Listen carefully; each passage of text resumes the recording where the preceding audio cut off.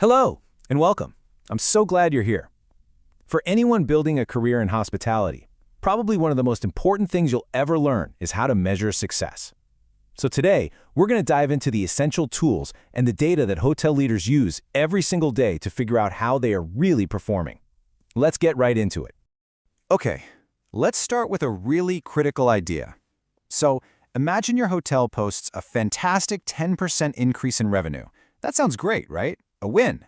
But what if I told you that the rest of the market, all your direct competitors, grew by 20%? All of a sudden, that growth doesn't seem so strong. In fact, you've actually lost ground. So how do we make sense of all this? Well, here's our roadmap. First, we'll talk about what success actually means in this business. Then we're going to learn the language of the single most important tool we use for measurement. After that, we'll figure out how to interpret the story that all this data is telling us. And finally, we'll see how this transforms gut feelings into solid, fact-based strategy. Okay, first up, measuring real success. Because, before you can even think about winning, you have to know where you actually stand. And this right here, this is the core idea you really need to grasp. A hotel never, ever operates in a vacuum. Every single metric, every percentage point of growth, it's pretty much meaningless without context. In this business, success is always relative. So, how do we get that objective view? Well, the industry standard is something called performance benchmarking. It's really just the process of comparing your hotel's key metrics against a carefully chosen group of your closest competitors. We call this your comp set. Think hotels that are similar in size, quality, and location. And the cornerstone tool that makes all of this possible is the STAR report from a company called STR. Honestly, for decades, this has been the absolute gold standard in our industry. It's the one report that everyone uses to get standardized, reliable data for these crucial comparisons. So now that we know the tool, we need to learn to speak its language. This next part is all about decoding the key performance indices, the KPIs, that you'll find in every single STAR report. First up is the NPI, or the Market Penetration Index. The easiest way to think about this is your share of the guests. It's a number that directly answers the question, compared to your competitors, are you getting your fair share of the people who need a room? Next is the ARI, the Average Rate Index. This one is all about your pricing power. It compares your average daily rate, or ADR, against what your competitors are charging. So are you pricing smart, or are you maybe leaving some money on the table?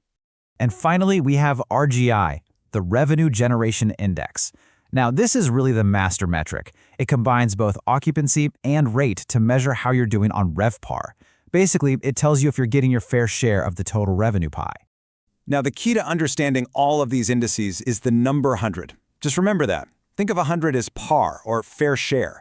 It means you're getting exactly your slice of the pie. If your score is above 100, you're outperforming the market. Awesome.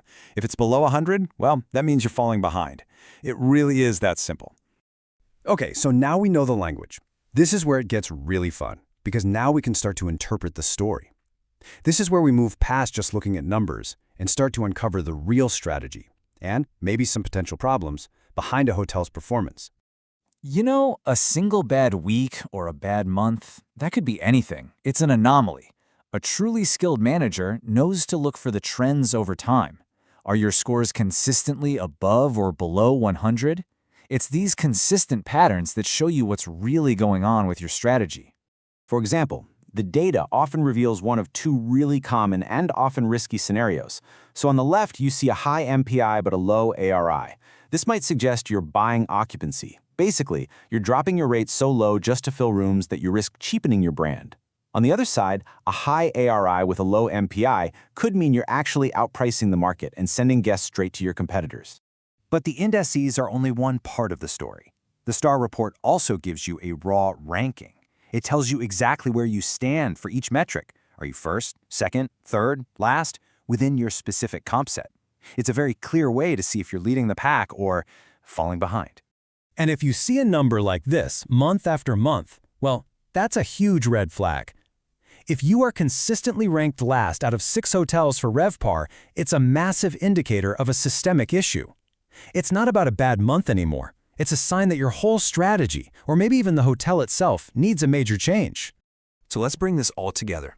In our last section, we're going to see how mastering this data fundamentally changes how you lead. It helps you move from a world of opinion into a world of objective reality. This is probably the most important thing this data does. When you sit down with your general manager, the conversation isn't about feelings or gut instincts anymore. It's anchored in objective market facts. It's not, I feel like we're doing well, it's, the data shows we are losing rate share to our key competitors and here's how. See the difference?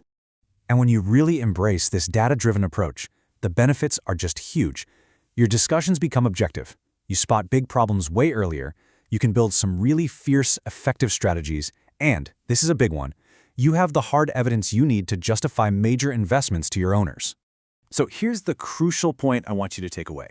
As you move into leadership roles, your ability to understand, interpret, and act on this data isn't just some technical skill. It is a fundamental leadership competency.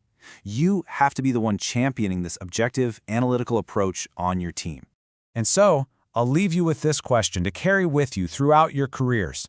When you're making those big decisions, always ask yourself, is my strategy built on the hard facts of objective reality, or is it based on the shifting sands of subjective opinion? The answer to that question will define your success,